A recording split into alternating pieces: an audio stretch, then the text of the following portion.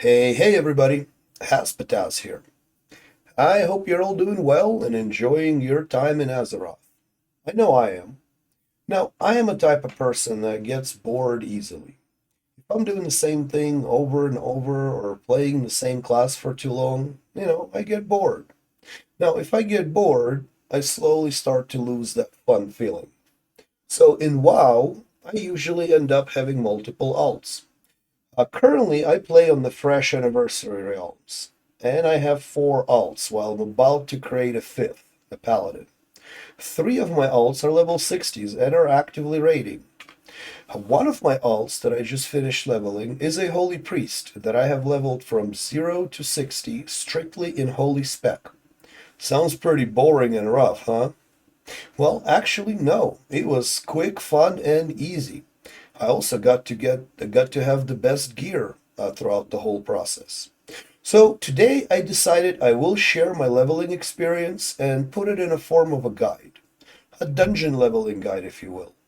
Now, the guide is not limited to a priest by any means. Any class can follow it, any class can do it, but it works really well for those alts that are not that great at killing things by themselves, like a holy priest or a deep prot warrior. But again, this guide is for any character and will work equally well. According to Wowhead, average player will take about 300 hours to hit level 60. It took me under 200 hours to hit my level 60 on a Holy Priest, staying 100% of the time in Holy Spec. I did not buy any boosts or followed any leveling guides other than my own dungeon guide.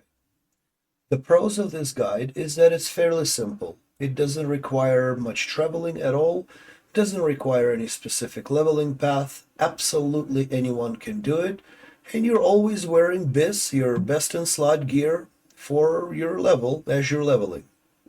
The cons are that it is group dependent, and you may lose some time if you're trying to find a group in odd hours, late at night or early in the morning, and for some less popular dungeons.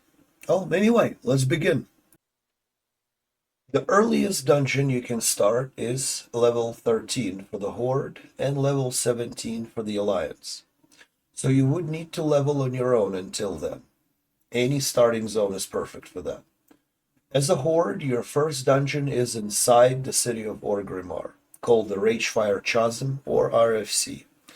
It has 6 quests that I highly recommend you complete for the extra experience. Quests are hidden enemies, searching and returning the lost satchel, technically it's 2 quests, slaying the beast, testing the enemy's strength and the power to destroy. Hidden enemies is a chain that starts in Durotar, and you should be completing it as you're leveling to 13. The RFC part is the last part given by Warchief Thrall. Searching and returning Satchel is technically a single quest, but you get experience for it twice. It starts in Thunder Bluff from Maur the Grim Totem on the Elder Rise. While there, also pick up testing enemy strength from Rahulo, I guess that's how you say it, also on the Elder Rise. Slaying the Beast is given by Niru Fireblade right in front of the RFC instance or entrance. And the power to destroy is given by Varimarthas from Royal Headquarters of the Undercity. Keep running RFC until you are 17. Once you are level 17, the next dungeon for the Horde is Wailing Caverns, and the Dead Mines for the Alliance. As an Alliance, you should be leveling in Westfall from 15 to 17, so you can complete the pre-chain for some of the Dead Mine quests. Wailing Caverns are located in the Barrens, while Dead Mines are in Westfall. As a Horde doing Wailing Caverns, you will spend 5 levels here, leveling from 17 to 22. Make sure to pick up quests that are Deviate Eradication, Deviate Hides, given by the NPCs located on a mountain above the cavern's entrance. Leaders of the Fang, given by Nara Wildmane, Thunderbluff, Elder Rise.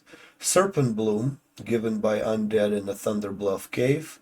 Smart Drinks and Trouble at the Docks, given by Goblin in Ratchet. Smart Drinks and Trouble at the Docks are actually done right outside of the instance inside the Wailing Cavern, just not through the instance. Inside the dungeon, you will also get to complete Waking Naralex and will receive a glowing shard that will start a travel quest chain that's definitely worth the time, traveling to Wretched, then to the Barrens, and I think it ends in Thunderbluff if I'm not mistaken. As an alliance, your first dungeon is Dead Mines. It is in Westfall. Here you will spend 6 levels, leveling from 17 to 23. Make sure to grab the quests. Quests are Collecting Memories and Oh Brother, given by Wilder Thistlenestle in Dwarven District of Stormwind. Underground Assault, given by the gnome called Shoni the Shyland from Dwarven District of Stormwind as well. Red Silk Bandanas and Defia's Brotherhood, given by Scout Reel and Ryan Stoutmantle, both in Sentinel Hill. Once you kill the boss, you will collect the unsent letter, which you will need to turn in to Barrows Alexstone of Stormwind. All right, you are now a big, scary level 22 orc, or troll, or some other slithering representative of the Horde. It is time to go to the Shadowfang Keep. You will spend 6 levels here. There is an alternate dungeon you can rotate and start running at level 24, Black Fathom Deeps, which is in Ashenvale. The quests for BFD are mostly located in the village next to it and are really easy to pick up and turn in.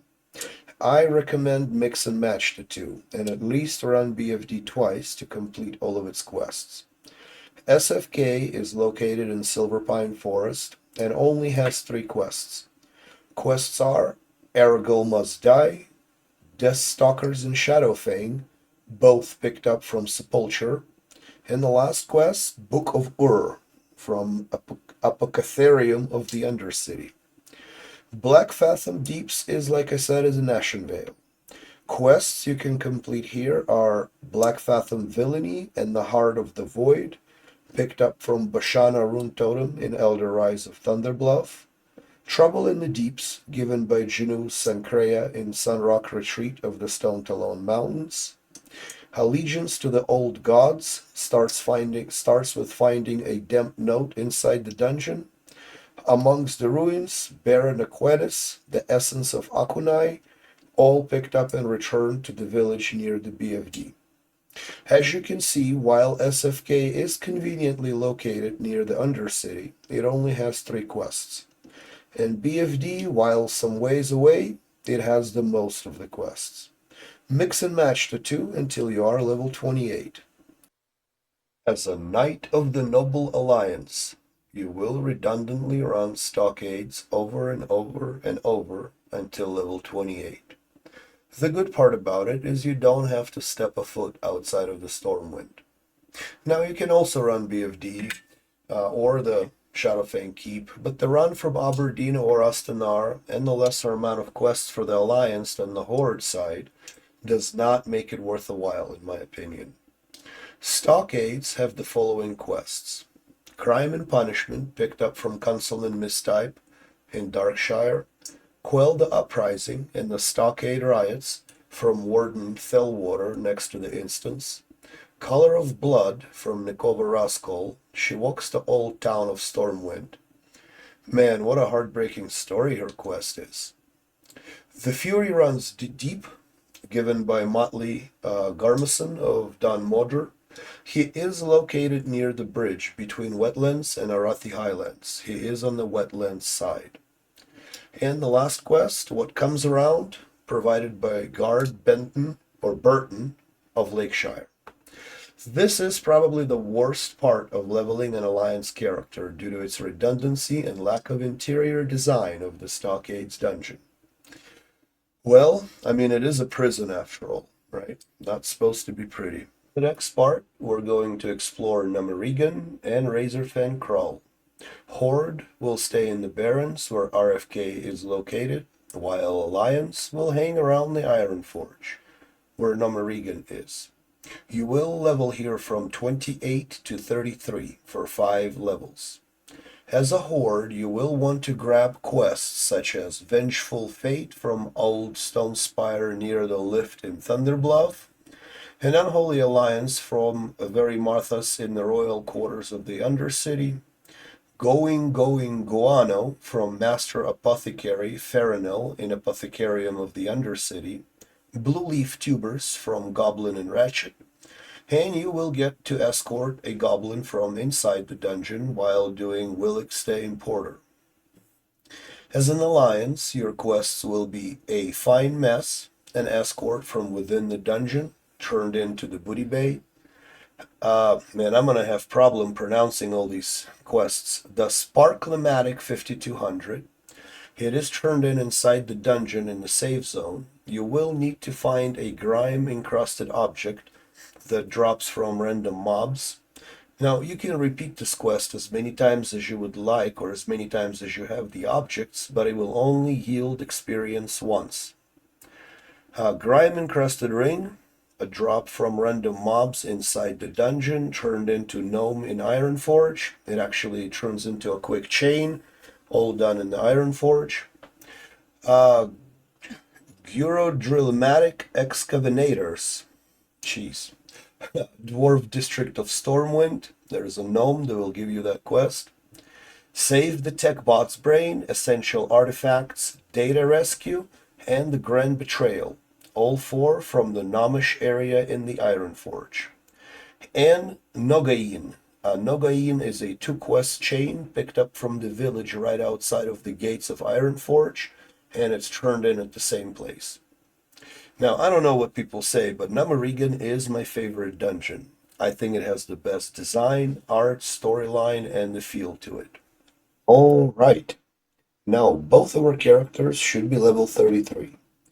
Time to take up residence in the Scarlet Monastery. Or you, will spend the next 7 levels here. There are 3 parts that we are going to run: the library, the armory, and the cathedral. The library provides best experience between levels of 33 and 35, armory between 35 and 38, and cathedral between 38 and 40. There are quests here too. Alliance can collect In the Name of the Light, which is a chain from Desolus, but the weapons it awards may make it worth doing, so depending if you're combining the dungeon leveling with regular questing or not, will probably determine if you can get it. Mythology of the Titans from Ironforge at the Hall of Explorers, and if you are a paladin, you get to complete a chain of 3 quests that is only for paladins. The Horde has quite a few quests here, which are Compendium of the Fallen, given by Sage Truthseeker, located near the lift in Thunderbluff, Hearts of Zeal from Apothecarium in the Undercity, Into the Scarlet Monastery, which is equivalent to In the Name of the Light for the Alliance, but it starts in the Undercity, Royal Quarters. Test of Lore, provided by Perqual Fentalis, also in Apothecarium. And Varel's Revenge, which is given in Terran Mill. As a level 40, you're going to get quite a power boost, whatever the class you're playing. This is when you learn the last of your new skills and is able to select the final talent in whatever talent tree you have picked. You also get your mount, irrespective of your race, of course. It is also time for Alderman. We will spend 4 levels in Alderman, leveling from 40 to 44. There are a lot of quests here for both factions. As an alliance, you will be able to complete a Sign of Hope from Middle of Badlands, Agman's Fate and Alderman Regent Run from Loch Madan, Amulet of the Secrets and Back to Alderman from Mystic Ward of Ironforge, Reclaimed Treasures and Lost Tablets of Will from Hall of Explorers of Ironforge, Solution to Doom from Southern Badlands, Lost Dwarfs and Hidden Chamber, both done inside the Alderman. The Horde can complete Necklace Recovery from Kargath, Reclaimed Treasures from Center of the Undercity, Alderman Regent Run from Kargath, and Translating the Journal. A lot of these quests will turn into chains, especially for the Horde, which the following quests in the chain are also done in Uldaman. So I highly recommend not ignoring any and all of Uldaman quests and taking everything that you can find. I think I listed all the quests, but I may have missed a few. Also, after defeating the final boss, both factions get to complete Platinum Discs, which offers a ton of XP and pretty good rewards. Make sure to go all the way to the end after killing the final boss and interact with the discs. Once you are 44, go to Teneris. This is where Zul'Farrak is located. Zul'Farrak is best for levels 44 to level 48. Now, Zul'Farrak is a pretty straightforward dungeon, where most quests are shared between the factions, meaning both factions get the same quests from the same place, for the exception of two quests. Most quests are picked up right here in Teneris, so while here, make sure to complete Divinomatic Rod, Scarab Shells, Troll Temper, all from Gadgetson, The Prophecy of Mosharu in Steam Beetle Port, Gahzilla, or however you say it, whatever, from Shimmering Flats, Tiara of the Deep from Dustwallow Marsh. In addition, Alliance can complete Necrom's Medallion from Blasted Lens, and as a horde you can complete the Spider God from Troll Village in Durotar. Level 48 starts with Maraudon, which is in Desolace. Stay here until level 50. Or 51. Some people prefer 51. I prefer 50, but you can welcome to stay here for 2 or 3 levels. This is where non-magic classes get their Blackstone ring, which is going to be your best in slot ring until the end game rating. Maraudon offers following quests: Corruption of Earth and Seed. Alliance picks it up from Nigel's Point in Desolace. Horde can get the same quest from Shadowprey Village, also in Desolace. Legends of Maraudon, picked up and completed inside the dungeon. Seed of Life, picked up from the inside and turned into Moonglade. Shadow Shard Fragments, Alliance gets it from Theramore and Horde from Orgrimmar. The Pariah's Instruction starts and ends with a Centaur in Desolace. Twisted Evil from neutral NPC in Desolace. And Vile Tongue Corruption. Horde gets it from Shadowprey Village, and Alliance from the Nigel's Point. At the end of Maraudon, we are entering the final stretch of our journey to level 60. The next part, head to the Blackrock Mountain. You are going to live here. Yeah, quite literally. Blackrock Mountain is by far the largest dungeon in Classic WoW, and has 82 quests, according to Wowhead. For the sake of time, I am not going to go over all of the 82 quests, as, there are a lot. This is where you get attuned to the Molten Core, and a large part of Onyxia attunement is also done here. There are many parts of the dungeon that drop some of the best pre-Abyss gear. As a fresh level 50, you want to run Prison part, killing early bosses like Interrogator, Lord Rokar, the Houndmaster, and clearing numerous mobs for experience. Also at around the same level, or maybe 51, 52, start doing arena runs. Arenas spawn one of the random 6 bosses, all with each individual loot and chances of spawn and drop. Around 53, 54, try to do a full clear. Now, BRD experience is amazing. It is great, and you will be leveling very fast here. Stay in BRD until level 55 or 56. We are so close to the end. It is, however, time to go to the lower part of the Blackrock Spire.